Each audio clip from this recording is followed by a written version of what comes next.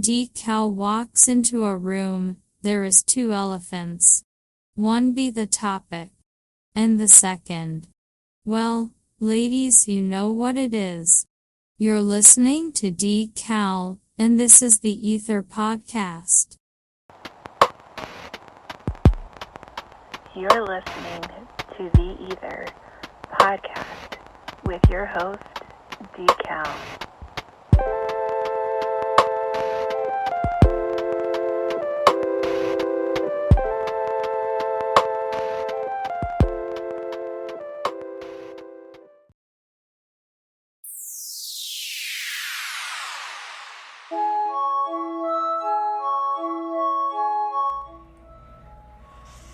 My people, what up? It is Decal here, hosting the E.I.T.H.R podcast from the GNSHQ this Wednesday. Man, I hope everybody is having a awesome hump day. You can go ahead and check out the social media. Give me a follow. It'd be greatly appreciated at the E.I.T.H.R, T-H-E, E.I.T.H.R. Give a shout out to sponsor, Mile clothing line at mile.today, mile.today. GNSETV.com, free subscription. Go ahead and sign up for that. Support your boy. Greatly appreciate it. For everybody who is new to listen to the podcast, welcome. To those who are coming back, welcome back to the E.I.T.H.R podcast. The elephant in the room. We talk about issues and discussions and topics that you usually have a difficult time having with your peers because they're usually short-sighted or one-sided, or they just think that they're right, you're wrong, and that's the end of it. Especially in today's world where everyone is yelling more than they are listening. So even if you don't necessarily agree with what I am speaking on, at least you'll have a better understanding of what it is you are potentially disagreeing with, if that makes sense to everybody there. 916-282-9372. That is the number that I have set for the podcast. You can go ahead and call it. You can go ahead and text it. Anything you would like to talk about or anything you would like for me to speak on, go ahead and bring it to the text message and I will go ahead and give you a shout out. Or we can just go ahead and keep it anonymous if that's your thing. Not a problem. We also do what's called shouts out to people. And we like to start this thing off with inspirational, motivational. So I want to give a shout out to the Denver Nuggets of the National Basketball Association. The Denver Nuggets won their very first championship in the history of the team. And I want to give credit where credit is due. I'm not a Nuggets fan. Anyone who knows me knows where my allegiance, my loyalty goes to in the NBA. However, I do want to get credit where credit is due because it's the first time. And they have a player on that squad that we're going to talk about a little bit more, who personally, for me, impressed. So we're gonna definitely go ahead and point out who that is and why that is, so on and so forth. In addition to the shout out, we'd like to give inspirational and motivational because I like to do these things. Listen, the world is negative. The world is full of crap. The world is beating up on everybody. So I like to do this. And this is the 115th episode of the podcast. I've been doing it for a minute. So there's a lot of positivity, if you shall, that I want to bring to the world. So what we're going to do here is, for those of you, I give metaphors. Sometimes my messages are literal. Sometimes they're you have to think about them. So this one, it goes pretty simple. People love to work until they have to pay for it. People love your work until they have to pay for it. Now, that's not necessarily a job per se. That's not necessarily your services in this sense. How I mean it is, people may love your presence. People might love your vibe. People may love your attention. They might like your perspectives. They might like your viewpoints. They might like your memes. They might like your jokes and your posts and all that shit. But when it comes to you telling them about themselves, that's when it's a different story. You kind of know that one saying people always tell you to keep it 100. You know, I like it because you keep it real. Well, everybody likes it when you keep it real, except when you keep it real about them. Then it's you need to watch your mouth. Then it's you need to mind your business. Then it's you need to do this. Then it's you need to do that. Always, right? People love your work until it's time to pay for it. They love everything you do when it comes to other people.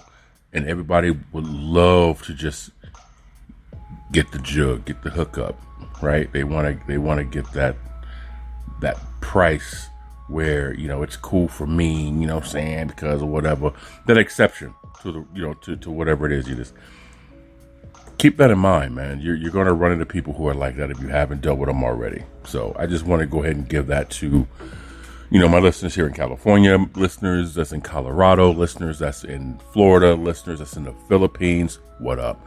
Listeners that's in India. Yes, I said India. Your boy is getting international. To those in New Zealand, Canada, I just, you know,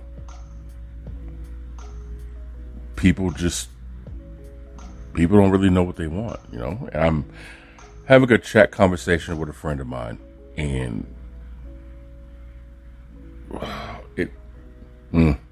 we're definitely going to address this too, because I feel like this is also an elephant in the room that a lot of people don't really want to touch on, but we're going to get to that in a quick second. So what we're going to talk about, like I said, is the Bud Light situation. I know, but I got my opinion about it. We're going to talk about the war on drugs versus substance use disorder. And the guy I like in the NBA is the E.I.T.H.R podcast. Be right back. Most t-shirts are simply cool to look at and or look in. Well, so are ours. But ours also aim to send a message. They aim to put a name on obstacles that once stood in your way and aren't there anymore. Struggles that you turned into successes and crushed. You made it look easy. Shop at mile.today. Mile.today. www.mile.today. A GNS collection.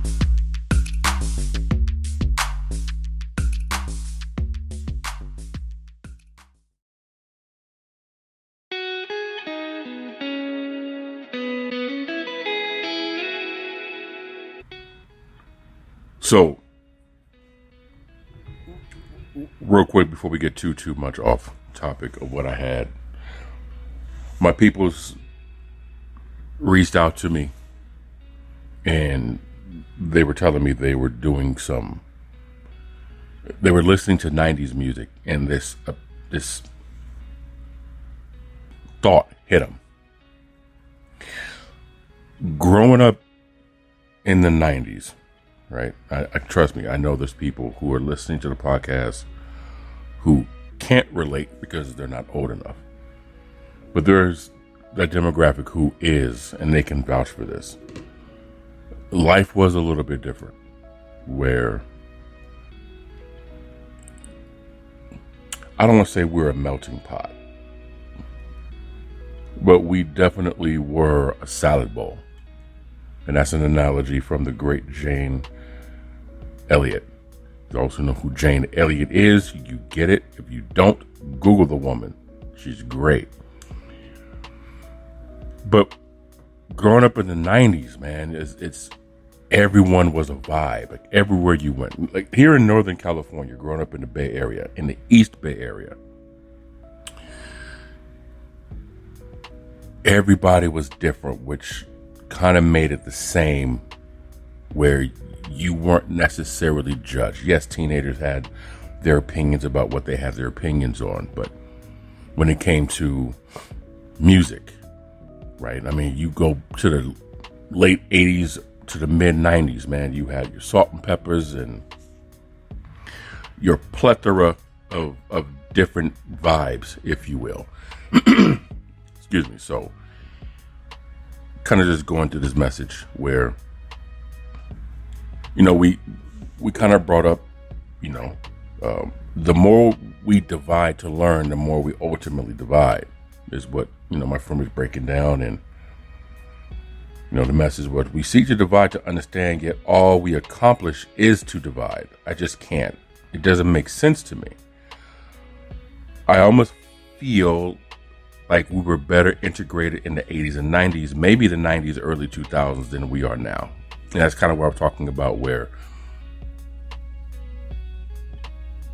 you only dealt with, I guess like within your own bubble, and everyone was kind of in their own bubble. And it was more of a live, let live type of situation. If you were vibing with somebody, you vibe with them, but everybody didn't necessarily go for this shock value, the shock reaction like we do now. A lot of people didn't say what was in their head out loud. Whereas today, people will just blurt off with the most interesting of comments ever. And can't figure out why the hell people are upset about it, right?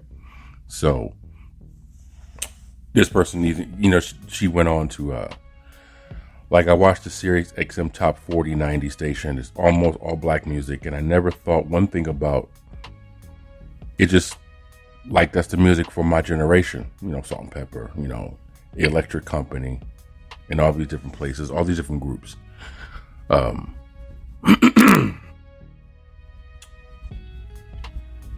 Because we try to define, and instead of finding and searching for our similarities, it feels like all we do is search for the differences.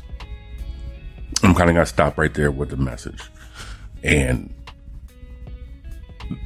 that's a cultural thing more so today, whether it was set up that way, if you're a conspiracy theorist kind of person, kind of like how I am from time to time. But it's one of those scenarios where you're supposed to look for similarities so that way you can bond with people. And to my friend's point, a lot of us, we look for differences so we can continue to segregate ourselves, separate ourselves, keep ourselves divided. And it's definitely part of the problem. I feel that as a society, it seems to be more of the norm. And I don't know, man, like my personality is, the more different you are from me, it's almost like the more I kind of want to kick it with you, because it's like fascinating, interesting, different, right? And yeah, there's clear differences between, fill in the blank, me and whomever, you and whoever. But that's how you learn. And the beauty about that, and I've been this way since I was a kid. I never understood it because I never had anybody who really could break it down for me. So I had to go through my own life experiences. But it almost as if your differences were teaching me lessons and breaking stereotypes or phobias or fears or ignorance that I may have had. So that's how I learn. And I kind of said this in previous episodes too, man. You are the company that you keep, and birds of a feather flock together. So if you kick it with people who are closed-minded, short-sighted, as you possibly might be, that's the way your thinking is going to go. And, there are people I kicked it with 20 years ago. And we don't really talk much because their mindset stayed the same. They haven't evolved. They haven't grown. They choose to keep themselves in the same exact bubble. And to my friend's point, our bubble, when it comes to the differences of others, the bubble has grown, right? The bubble has expanded.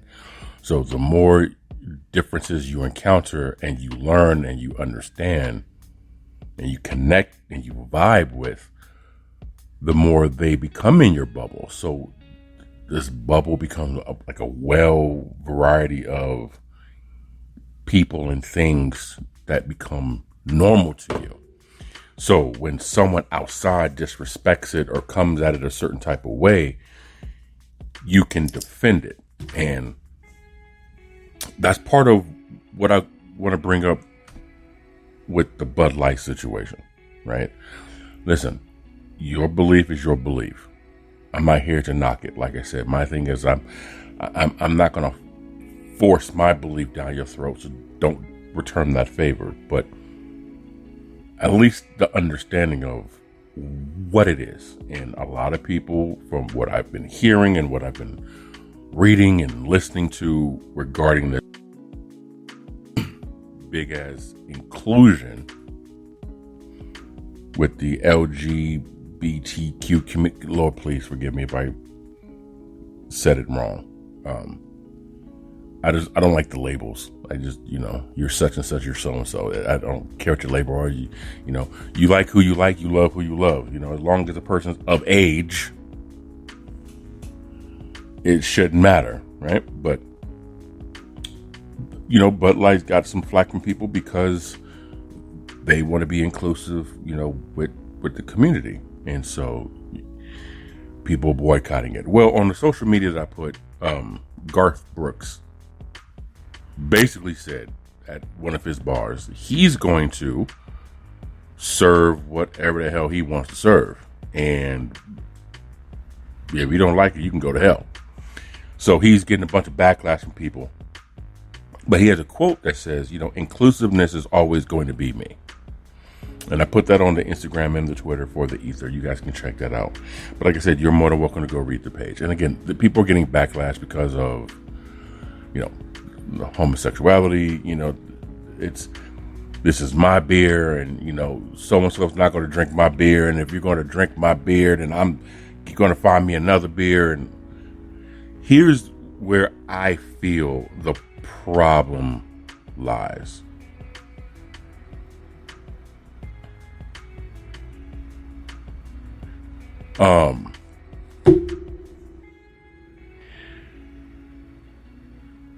It's being forced on people's throats.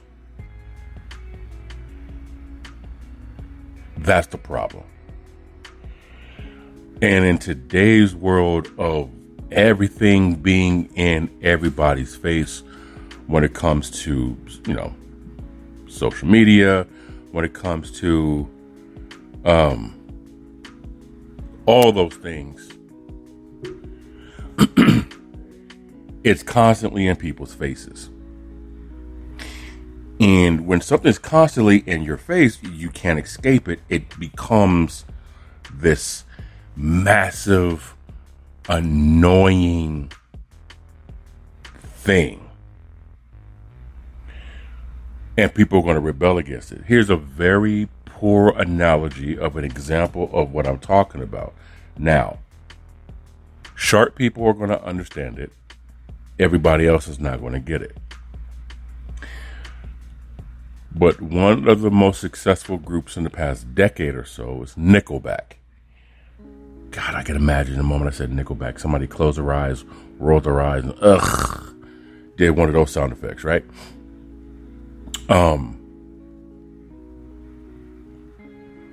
The lead singer was on this radio station a couple weeks ago in an interview, and basically he kind of said, listen, I understand people, don't like our band, but our band didn't do anything wrong. And it kind of came to a trend where it was trendy not to like us. So therefore, people started not liking us. But because their songs were constantly on the radio, what did they say? Like every third or fourth song was, "You Remind Me," that track, right?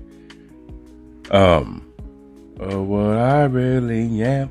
So I'm not gonna woo you with my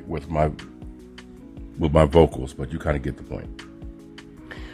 Because that song was damn near on every station, including country and gospel, right? It oversaturated. overloaded everything. So you kind of got irritated with Nickelback, right? And I saw this post. Nickelback's one of those groups where everybody hates it, but everyone knows the words, right? So that's kind of what the Bud Light thing is. That's what this inclusive thing is. It's I feel, think, and believe a lot of this shit is purposely and intentionally set out for people to get so bothered by it. You do not want to learn anything about it. You just instantly hate it. You despise it because it's everywhere, out of nowhere, right? I said this on previous episodes, man. The term woke. Woke is being tattooed everywhere at one point in our lives. And now, you got some politicians saying, this is where woke comes to die and all this other fun stuff. The term itself didn't mean what they're implying it meant. What it meant was to be aware, right? If someone's doing you shady and doing you dirty and doing you foul, and for whatever reason you're not seeing it or it's just oblivious to you, the term was to be, hey, yo, man, wake up, man. Be like, stay woke, bro. Like, understand the scheme, understand the game, understand the bullshit that they're feeding you. That's basically what it is. If you're being overlooked at work because of someone's giving you a heavier workload that doesn't compensate that doesn't match your compensation, or, that's not part of my job description type of thing. Someone will be like, yo, man, be woke, bro. Like, he's making you do all this, that, and the third because they're trying to avoid giving you the pay raise and the title, but they're giving you the responsibilities. Stay woke, right? Tell them, like, look, if you want me to do this, that, and the other, man, you need to go ahead and break me off something. A bump in pay. Since I'm getting more responsibility, you need to go ahead and give me a title because I'm doing the work of it, right? So that's what the phrase was, but it was everywhere. And God, whenever I heard that term, I always likened it to the movie Anchorman, where Ron Burgundy was learning the phrase, when in Rome. And Veronica Corningstone was like, that doesn't apply here, but you'll get it. He's like, I still don't know what that means.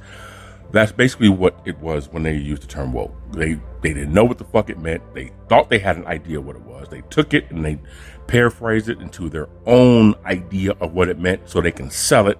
And the world's like, no, that's not what it is. And then they turn around and say, that's exactly what it is. And they ran with it and propagandized it. And now people hate it. Same thing with this. You don't need to shovel inclusiveness to everybody.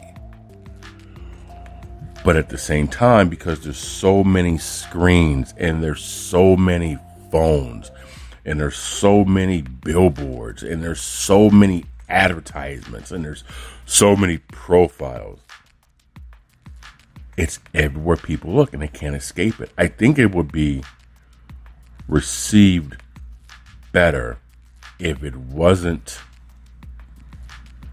didn't feel like it was being forced, right? And I try to tell people, listen, when you have an idea of something, kind of like with this podcast, I don't force things upon people. I sit back and try to break it down from both sides. You have to be able to articulate it to where someone can process it and someone can accept it, digest it, and be like, okay, I get it. And then leave it alone. Some people just love to beat a dead horse while it's sleeping. And it's overload, man. It just goes a little too far. So there was another country artist who, I guess, said that, by having Bud Light on his shelf, there's going to be a whole bunch of beer that nobody's going to drink. Listen, man, have you ever been to a bar? Have you ever been to a lounge? Have you ever been to a nightclub? There was a ton of shit on the shelves that nobody was drinking. still there.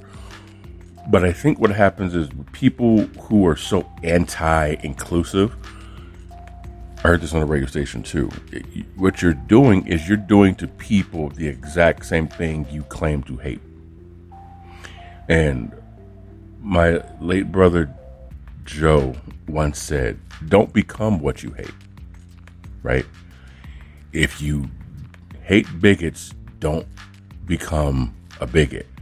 If you hate people who are ists, don't become an ist, right? A sexist, a racist, a misogynist, a narcissist. If you hate ist, don't become one. And one of the hardest things is to self-check yourself, because our brain is programmed to protect us, not to make us happy. And sometimes that process that our brains go through to protect us usually isn't the proper process for that particular moment. So, and again,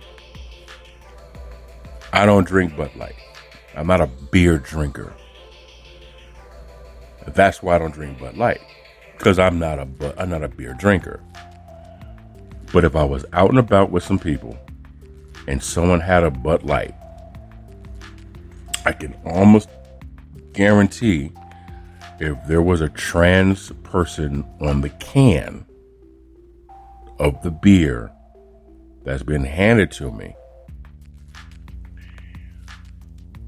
I'm not going to have this thought that, there's a damn trans, whatever the hell, he, she, shim, got their face, they probably put their balls in my beer and I'm drinking trans. It's not that, bro.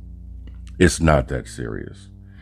And I think people fear what they don't understand. So you go that route because you don't understand it. And more importantly, it doesn't match what you've been raised to believe. That's it. And, the stripper once told me, it's very difficult for people to get comfortable in a world that they're not familiar with, because it's very scary to realize, to understand, to accept that the world that you live in may be wrong. And you have to go out to the big bad world that you critiqued, criticized, and ridiculed for so long. And now you have to go out and learn what you never knew that you thought you did. And that's very scary. Another reason why I've always prided myself on being cool with any and everybody, bro. Like, I got friends since elementary school I knew was different, but I never really tripped off them for being different because they were my friends. And, a few people brought this to my attention, on social media. Like, I was a social butterfly who kind of just hung around everybody, right? I didn't have a set group. Like, I had my people at lunchtime, my freshman year in high school. We go to the cafeteria, play dominoes, me, Doug, Naaman, Ronald, Mosey, Dave Parker, Eric Herrera, Jack, what was his brother's name? We would kick it in the cafeteria and, and slap bones, whatever. So that was the group I kicked it with during that time. But outside of that, man, I was cool with the goth kids. I was cool with the gay kids. I was cool with the Asian kids. I was cool with the Mexican mafia kids, the Norteños, the Serreños, A Street. I was cool with all of them, I wasn't like besties matching China flats with everybody, but there was very few people I was enemies with. Very few. Less than a handful in my lifetime, just because we're all here for a reason, bro. Like, listen, growing up in the late 80s, mid 90s, the Bay was like the party spot. It's changed now how it is compared to what it once was. And it's more, I don't want to say it wasn't stupid shit back then, but now a little older, you're kind of like, y'all ain't got no sense. You're just gonna sideshow and hit the stroller, hit the baby stroller. Okay, cool. And then drive off like nothing happened. Okay, cool. There was more respect back then. There was a lot more respect versus now people are trying to make a name for themselves. And so with this Bud Light thing, people boycotting it.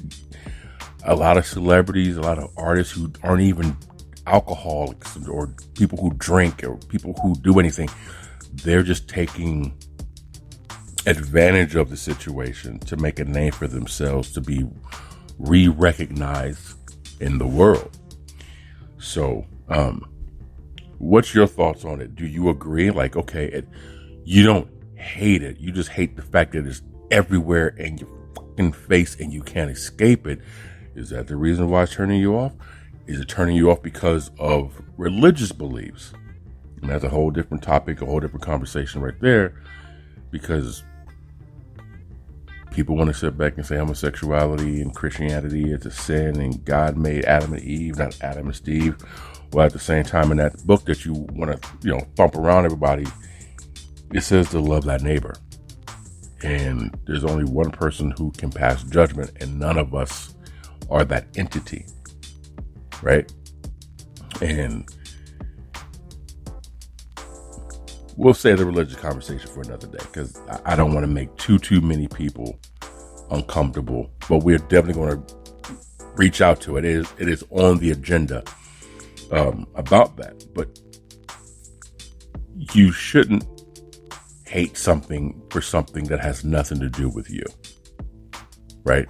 You just, with a lot of shit that's going on in the world, look the other way, right? And that's how I see it. You know what I'm saying? Like that's just me though. If I don't like it, I'll pay no attention to it.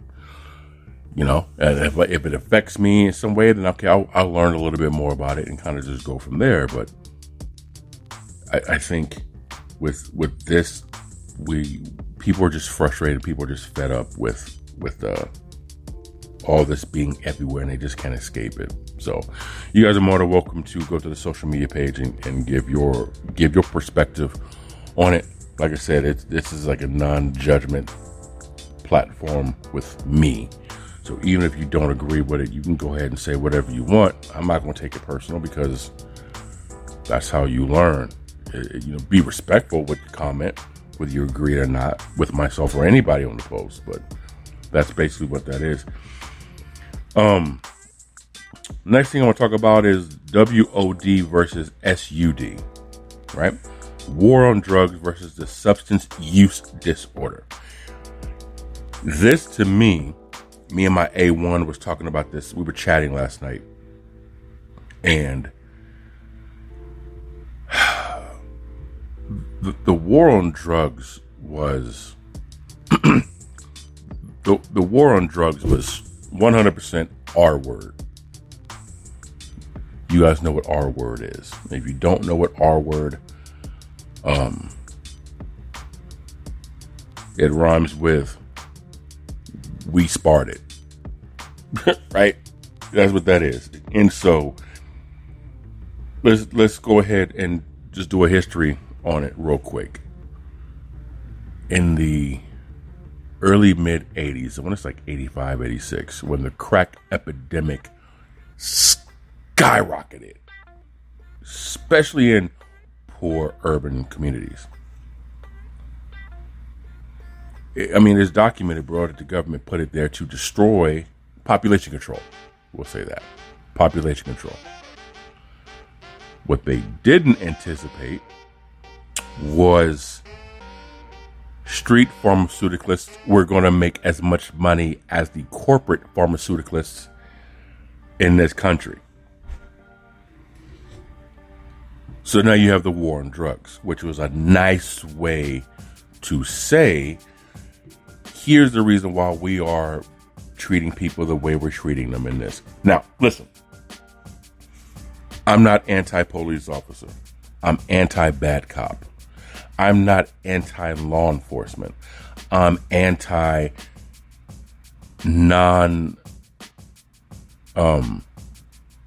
consistency. If you do wrong, you listen, don't do the crime if you can't do the time, right? Bottom line. But I can honestly say from experience, y'all, there are just certain neighborhoods, elements, areas that you have, myself included, we have been programmed to discredit whenever we hear someone say something, right? One of the biggest things I had to do in my late 20s was to put myself in other people's situations, right?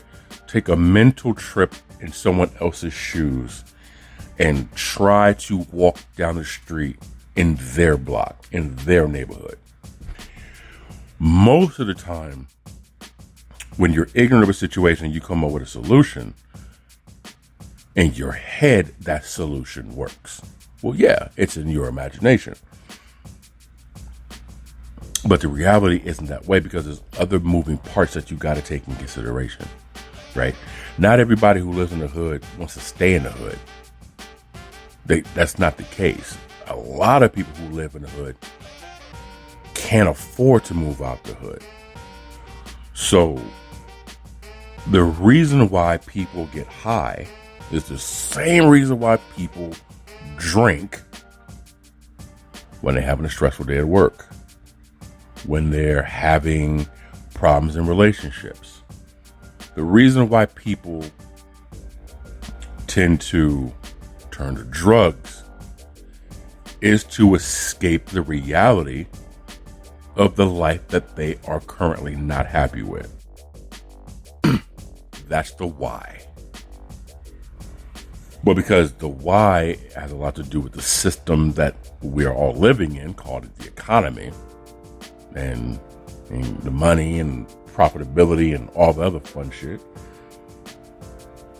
they can't stop that machine, bro. So you have to find ways to subdue your anxieties or your stresses, or to be able to manage and overcome your mental anguishes and the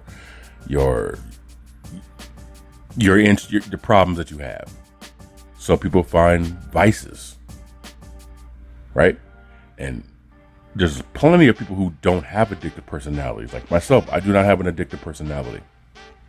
My brother Andy, he doesn't have an addictive personality, right? Well, no, he says he does have an addictive personality, which is why he doesn't do it. I can drink and then cold turkey stop. Like, it's no big deal to me. Like, I've kind of trained myself to do stuff like that, right? But there's a lot of people who can't, and they don't. So they might not have an addictive personality, but they're now addicted because the life that they're trying to escape comes back when they're sober.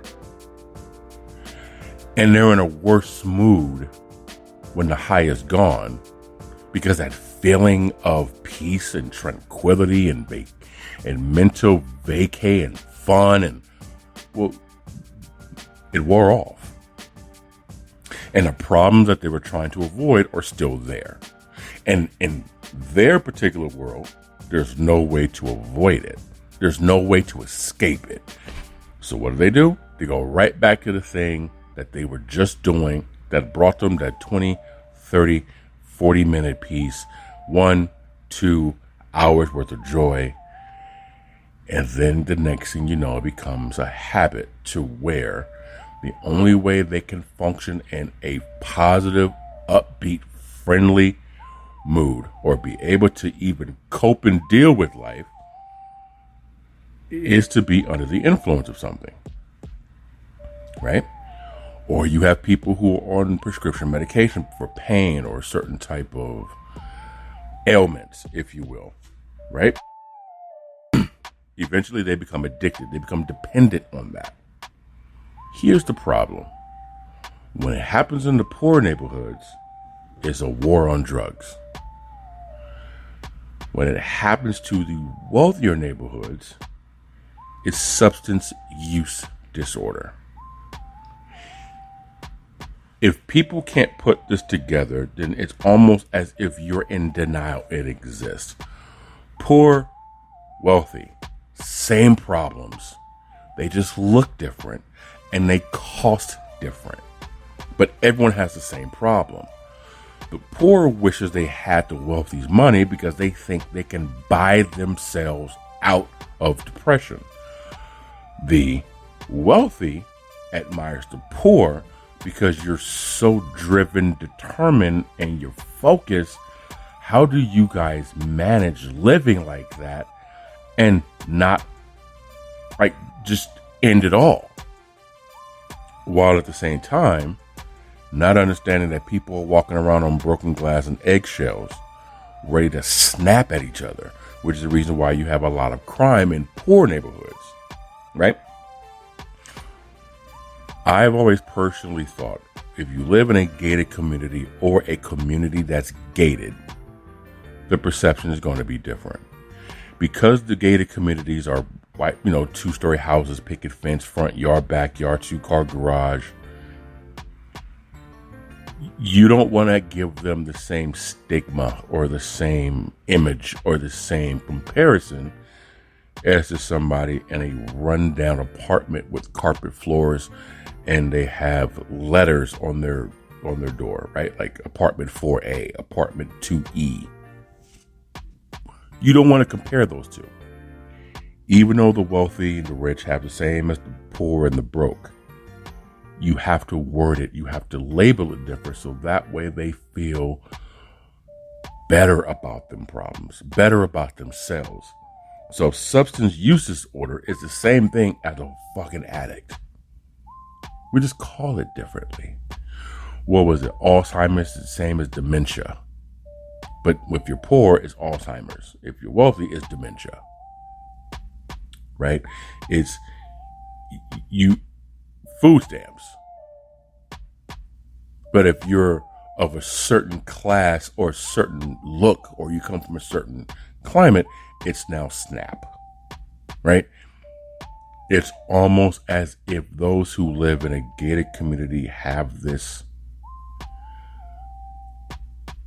image that they want to keep up, dividing between the poor. You're in the same boat, bro. Listen, my boat is sinking. Your yacht has a hole in it. We're both going to have problems in a moment. It's your boat just prettier than mine, but guess what? It has a hole in your boat too. Right? Simple. It's the same issues, same problems. It's just approached and it's described completely different. And it kind of goes back to what my friend was saying. We go through and divide instead of looking at similarities. We go and divide to continue to look for division. Right? So it's most folks, not all of them, but most folks in the upper class cannot. They refuse to accept the fact you got the same problem as the people in the hood, bro. Because the people in the hood, and this is coming from having conversations with people who have money, the reason why you can't get out the hood is because there's all these excuses, right? But the reason why someone who's wealthy has money problems, well, here's their reasons. It's all perception, how you see it. And so the bottom line on this, man, is really this. Between war on drugs and substance use disorder, it's the same shit. But one is dealing more in law enforcement and SWAT and police, while the other is given medical treatment in facilities to where they can possibly get assistance. Right? And in some cases, they're so embarrassed that they are just like people in the hood. They don't know how to process that. and they might relapse and go right back into it. Again, me and my A1, we were having a conversation about homeless, right? I posted this thing where it says, there are more empty houses in this country than there are homeless people. So why can't we house the unhoused? And she brought up a very good point. And most of the issues with people who are homeless isn't the fact that they're lazy or they this, that, and the other. A lot of them, because of drug addiction or high drug use, substance use disorder, mentally they're not there. Mentally, their brain doesn't process the same, and their way of thinking isn't the way someone who isn't substance abuse thinks. So their problem solving skills are a little bit distorted compared to, so their rationality isn't the same. You have to, and this is what she was breaking down for me. It's like they need constant medical attention. And if we would have addressed this more of a medical issue versus a legal issue, it wouldn't be as bad as it is, right? If you go to any poor neighborhood, you're going to find a liquor store before you find a well-known establishment. You're going to find a liquor store on like almost every other block, right? And when it comes to the mental health of the homeless,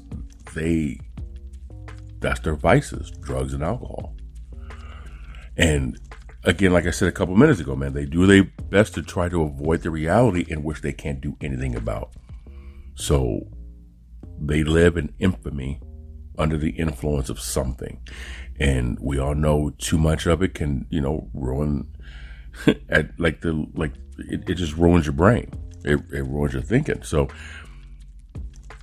mentally, they're not there like you and I or anyone else who's judging them. They're just not. It's not processing.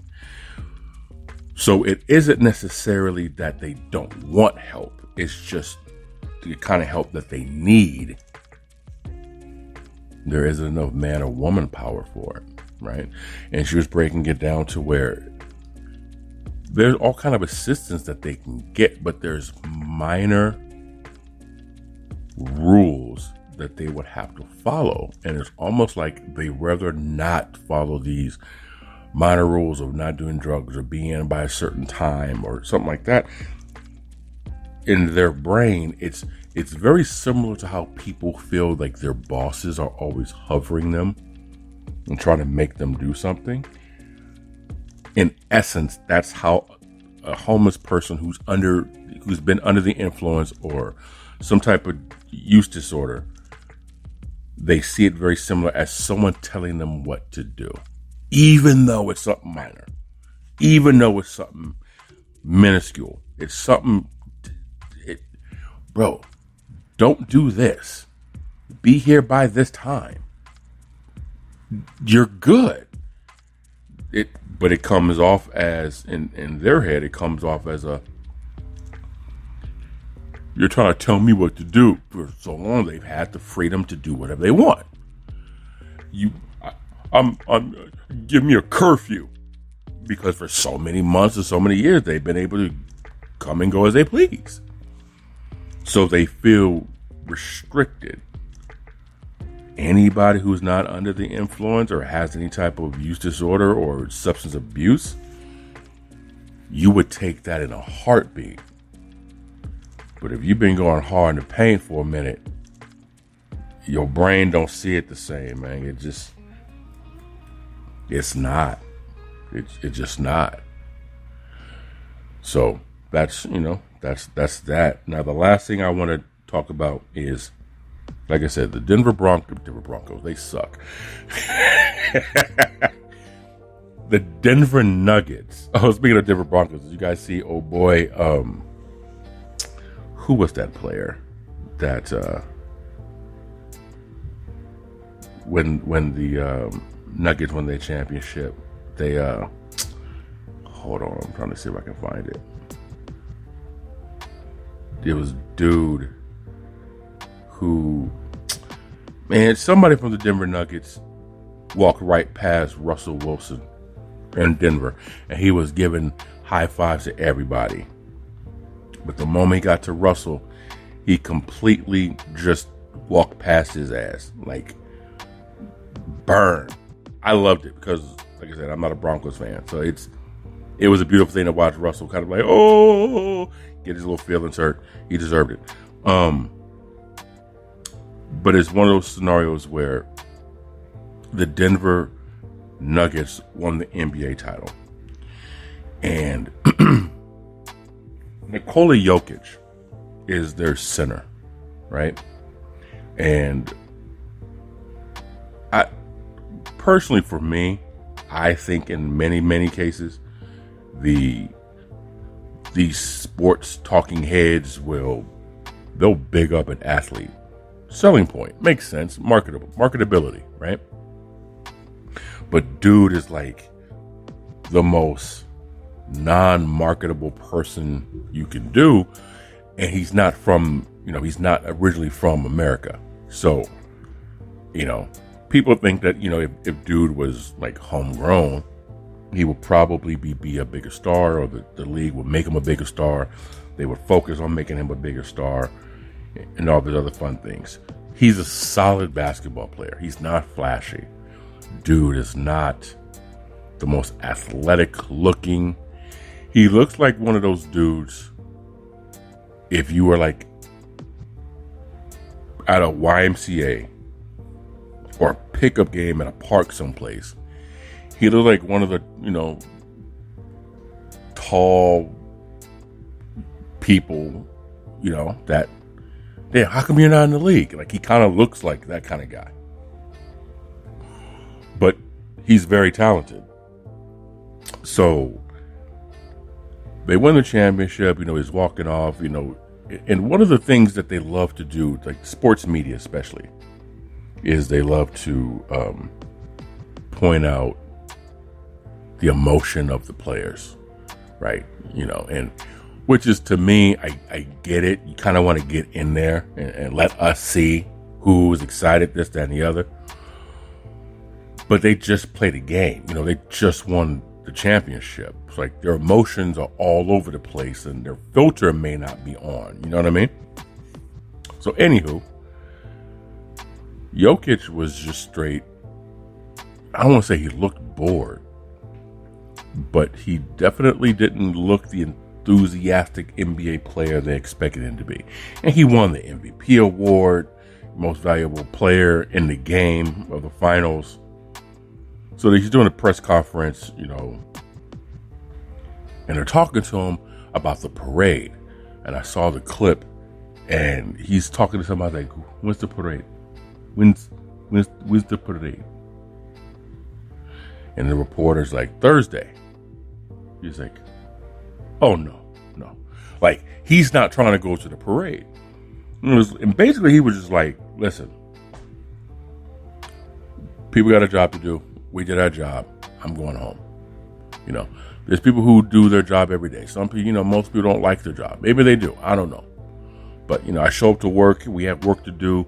The job is done. There's really nothing else to do. In the sports world of media, it's very difficult to sell that because there's no emotion. There's no emotion you can amp up or rev up to sell to the public. There's no, he said, and then, man, he's so this is the reason why he's the leader of the team. Wasn't none of that. It was just, we had a job to do. Everybody had a job to do. And we did that job. We took care of that job. We finished that job. We completed that job. The awards mean nothing. The accolades mean nothing. We won a championship as a team. That was the goal. We did it. But all this other stuff, doesn't impress me. I like that. Here's why I like that. Because it was genuine. Right? It was genuine. It wasn't scripted. It wasn't architected. Is that a word?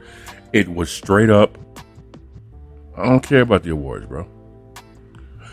And I think when the late Kobe Bryant called ESPN, when he called them BSPN, that's kind of when I started looking at sports media talking heads differently.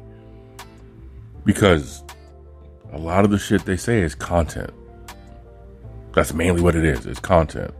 So when you have these players with these statistical, phenomenal looking numbers and these accolades and these just these gaudy highlights and these recognition and awards and trophies, and dude's kind of like, I don't care about none of that. That doesn't move me. Right? It's cute for y'all to talk about, right? But for someone who's doing it, none of that matters. The goal is the championship.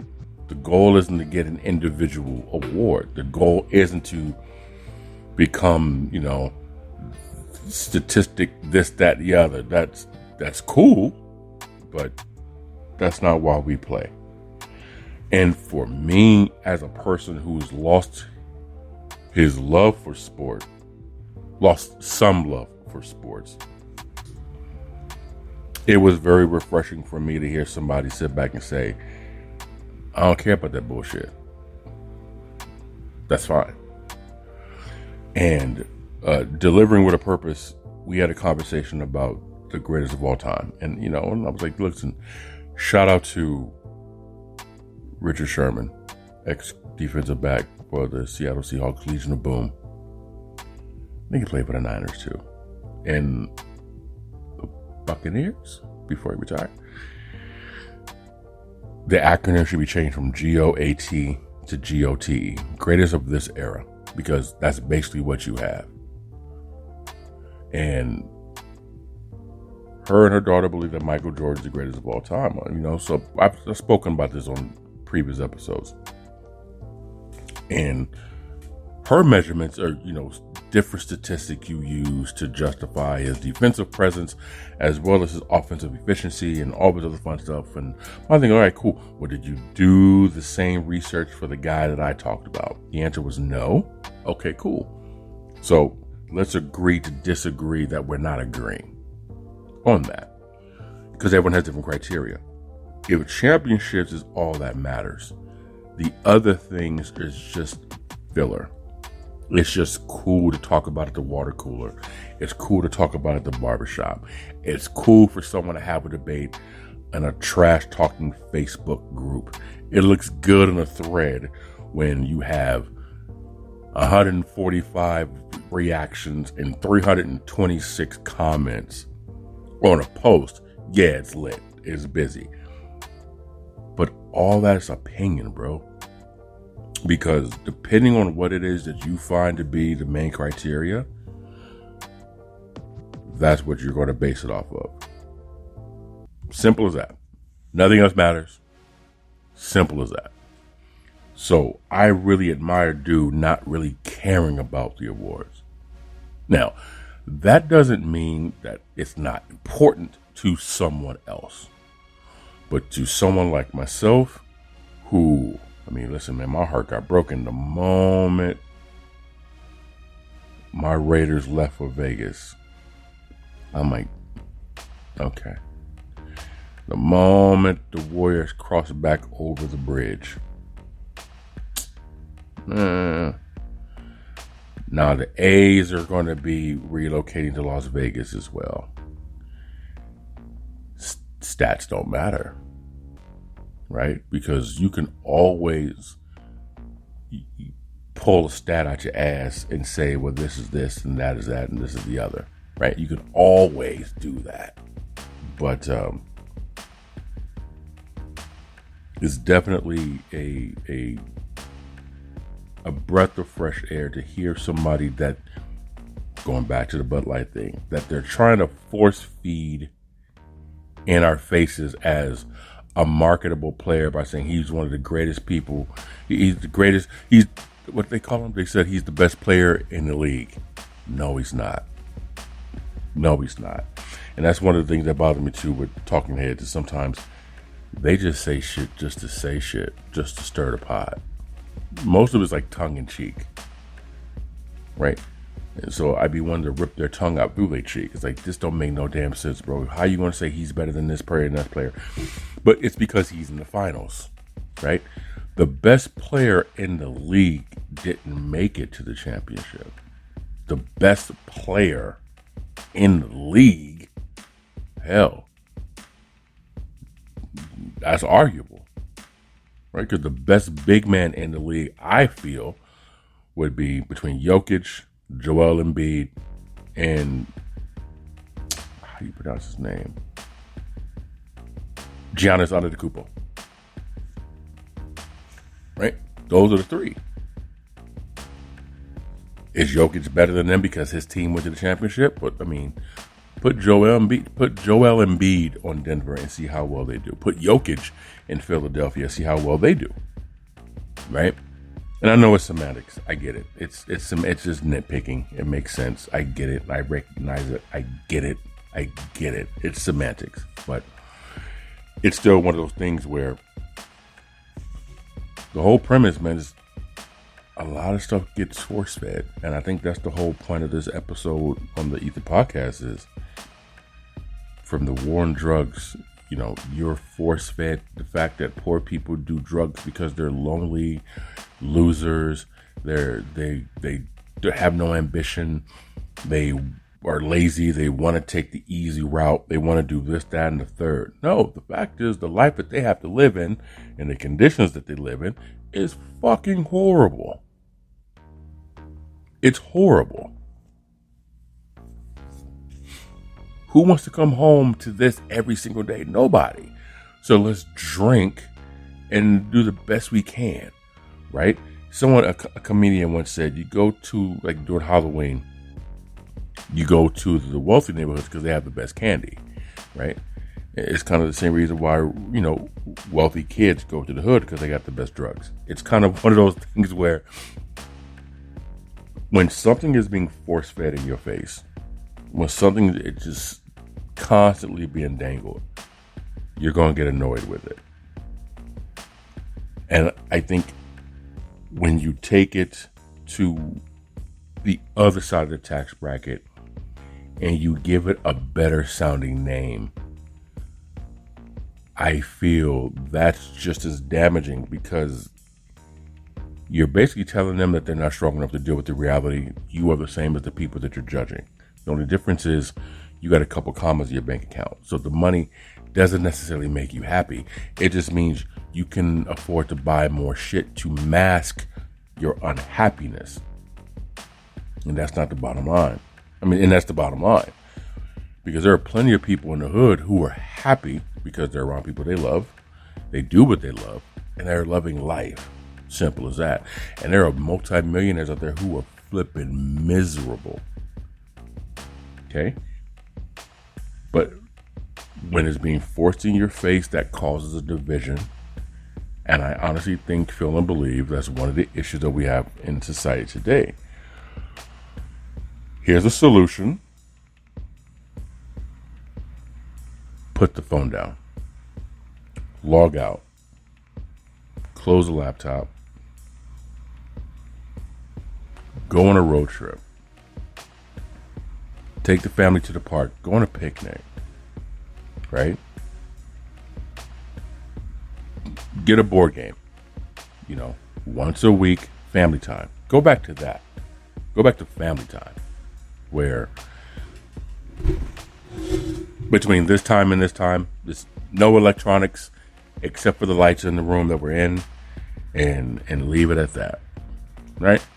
I think that would be a nice little solution for everybody, is to disconnect so we can decompress. Listen, it's your boy Decal for the E.I.T.H.R podcast. Thank you very much for your time, guys. Social media, the E.I.T.H.R, T-H-E, E-I.T.H.R, GNSETV.com. Free subscription. Sign up. Shout out to my peoples at Dash Marts and everybody out there keeping it solid. Man, it's your boy Decal. We'll check you guys out next time. Be good. Stay blessed.